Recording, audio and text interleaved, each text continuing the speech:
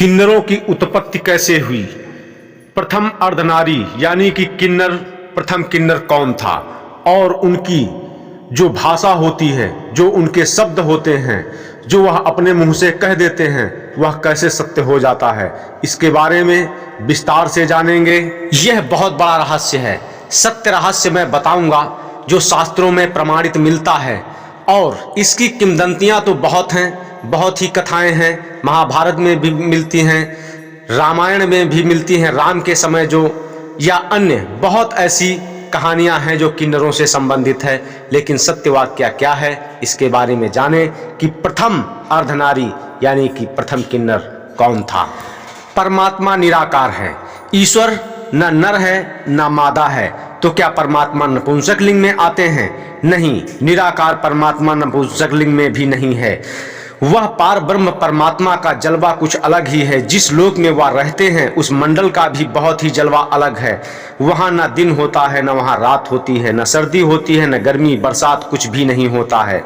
और वहाँ बसंत जैसी ऋतुएं भी नहीं होती हैं। हम लोग जैसा यहाँ पर प्रकाश देखते हैं ऐसा प्रकाश भी नहीं है। वहाँ का अद्भुत प्रकाश है। उनका ऐसा अद्भुत निराकार रूप है जिनका कोई रूप नहीं है।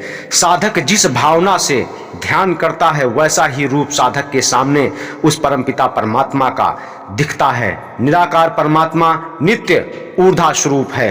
देवी पुराण में अगर देखेंगे तो माता जगत जननी आदिशक्ति स्वरूपा का पूरा वर्णन उसमें जलवा मिलता है। यही लगता है कि सब कुछ इन्हीं से उत्पन्न हुआ है। अगर अन्य पुराणों में देखेंगे तो लगेगा कि सब कुछ निराकार परमात्मा की ही उत्पत्ति हुआ है। विष्णु पुराण में देखेंगे तो लगता है कि सब विष्णु जी ही हैं। शिव पुराण में देखेंगे तो यही होता है कि सब कुछ शिव जी ही हैं, वहां से ही सारी उत्पत्ति हुई है। तो कुछ महान ऋषियों ने, महान सन्यासी योगियों ने योग में अपनी ध्यान भावना में विचार किया कि हो सकता है ईश्वर का आधा भाग नर हो, आधा भाग नारी का हो।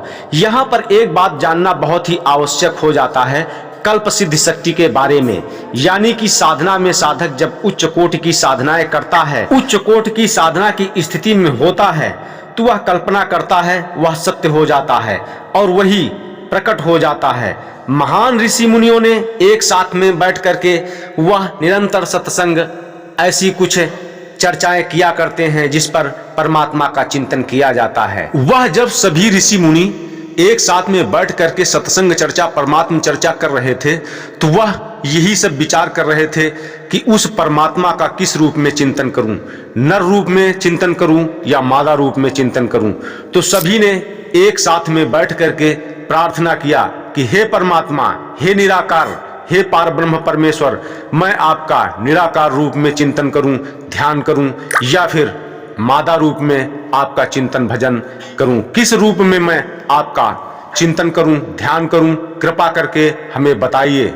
सामूहिक प्रार्थना में एक साथ उस परमपिता परमात्मा का चिंतन करने से, प्रार्थना करने से, उसको पुकारने से वह परमपिता परमात्मा शीघ्र ही सुन लेता है। जब सिद्धि पुरुष जो निरंतर उस परमपिता परमात्मा का चिंतन करते हैं, जब वह पुकारते हैं तो एक अद्भुत रहस्य अवश्य प्रकट होता है। आप देखते हैं हिंदुओं में एक साथ में आरती या फिर प्रार्थना करते हैं, सिखों में देखते हैं वह भी एक साथ में करते हैं, ईसाइयों में एक साथ में चर्च में प्रार्थना करते हैं, और आप देखते हैं इस्लाम धर्म में एक साथ बैठ करके सभी लोग नमाज अदा करते हैं। तो एक साथ में प्रार्थना ध्यान करने से सामूहिक जो कार्य किया जाता है उसका बहुत बल होता है। मैं भी यही पॉइंट मेडिटेशन आत्मयोग साधना में बहुत अधिक बल देता हूँ। सामूहिक ध्यान भजन करना, चिंतन करना, उस परमपिता परमात्मा की प्रार्थना करना, मैं इस पर बहुत अधिक जोर देता हूँ। उस सामूहिक साधना में जब साधक प्रार्थना करता है तो उस प्रार्थना में जो भी मनोवांछित इच्छाएं होती हैं वह सब पूरी हो जाती हैं। तो वह जब सभी सिद्ध ऋषि मुनि सन्यासियों ने एक साथ में उस परमपिता परमात्मा का उच्च स्वर में प्रार्थना किया तो एक ब्रह्मांड में बहुत ही अद्भुत महावेग से प्रचंड प्रकाश का उद्गम हुआ। यह जलवा देख करके सभी ऋषि मुनि सन्यासियों की आंखें चकाचौंध हो गई और उस प्रकाश को सहन करने में असमर्थ पा रहे थे।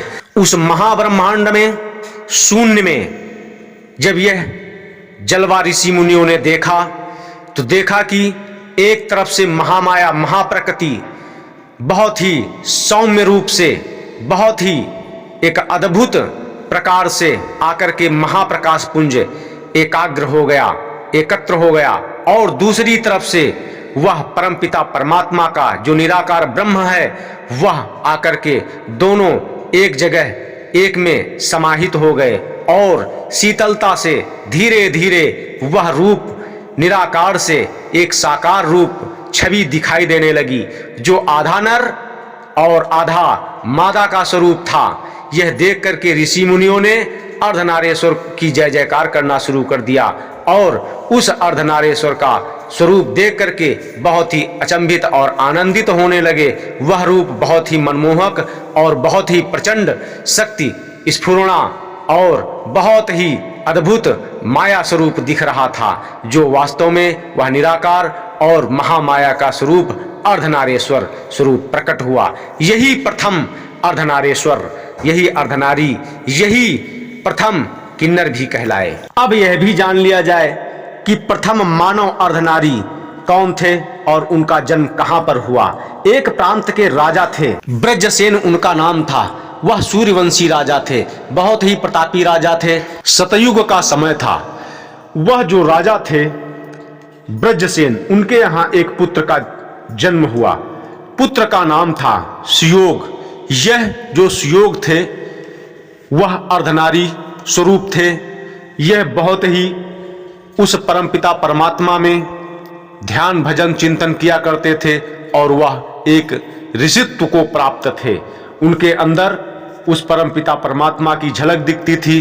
अब यह कहा जा सकता है कि वह परमपिता परमात्मा के अंश ही थे। जैसे आप देखते हैं कि विष्णु जी यदि अवतार लेते हैं या शिव जी अवतार लेते हैं, वैसे ही वह अर्धनारेश्वर, यह जो सुयोग थे उनके अंदर उनका एक अंश था। यही सुयोग महाराज जो थे, यही प्रथम मानव अर्धनारी का जन्म यहीं से प्रारंभ हुआ था। आप सभी लोगों ने कहीं ना कहीं देखा होगा, कैलेंडरों में देखा होगा या फिर धारावाहिकों में भी देखा होगा कि अर्धनारेश्वर का वह परमपिता परमात्मा जब स्वरूप रखते हैं तो अर्धनारी का स्वरूप कैसा होता है, यानी कि आधा नर और आधा मादा, यानी कि आदिशक्ति महामाया महाप्रकृति का आधा स्वरूप वाम भाग में और दाएं भाग में वह निराकार जो परमात्मा है, पारब्रह्म परमात्मा है, उसका आधा भाग जो दाहिना होता है वह स्वरूप दाएं में दिखता है।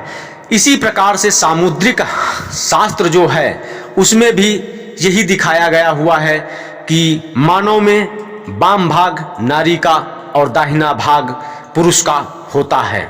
अब यह भी जान लिया जाए कि ये जो किन्नर होते हैं, अर्धनारी होते हैं, यह जो भी अपने मुंह से कह देते हैं, इनकी बात सत्य कैसे हो जाती है। जब निराकार ब्रह्म महामाया एकाकार होकर के अर्धनारी का रूप धारण किया, तब उन्होंने अपने ही स्वरूप मानव संरचना की।